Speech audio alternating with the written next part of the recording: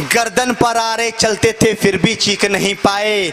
गांधी बाबा तुमने हमको एक मौन हथियार दिया, दोनों गाल सूज गए लेकिन हमने ना वार किया। आदर्श तुम्हारे जिंदा है, बड़े महान हो तुम बापू, संपूर्ण विश्व में इस भारत की एक पहचान हो तुम बापू। अगर आपने चाहा होता तुम भी ऐश ले सकते थे, देश बेचकर अंग्रेजों से मोटा कैश ले सकते थे, स्वदेशी का नारा देकर दिन भर चरखा चलाते थे, देश का खर्चा ज्यादा ना हो आधा लैंप जलाते थे। आधी आजादी का बापू तुमको ही हकदार कहूंगा, कोई विरोधी तेरा होगा मैं उसको गद्दार कहूंगा। लेकिन देश के बंटवारे पर बापू गुस्सा तन जाता है।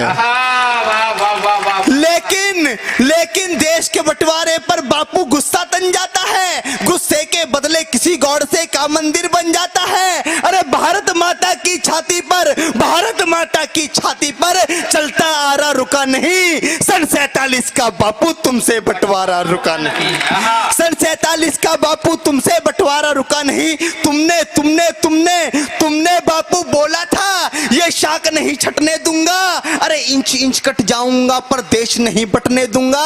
अरे चंदा सूरज धरती अंबर, चंदा सूरज धरती अंबर सारे ही शर्मिंदा थे, जिस दिन देश बटा बापू उस दिन तुम भी जिंदा थे।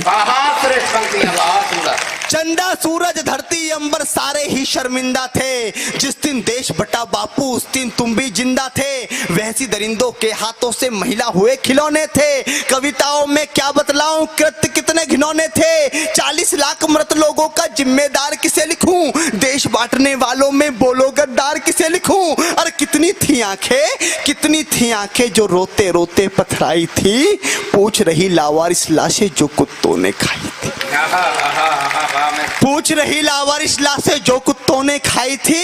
हिंदुस्तान की माटी का परिवेश अधर में छोड़ दिया।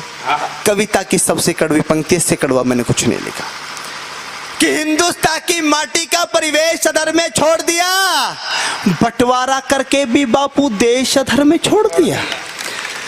हिंदुस्तान की माटी का परिवेश अधर में छोड़ दिया, बंटवारा करके भी बापू देश अधर में छोड़ दिया। अरे दो थप्पड़ के बदले में एक थप्पड़ तो मारा करते, अरे बंटवारा भी करना था तो ढंग से बंटवारा करते। क्या बात है, बात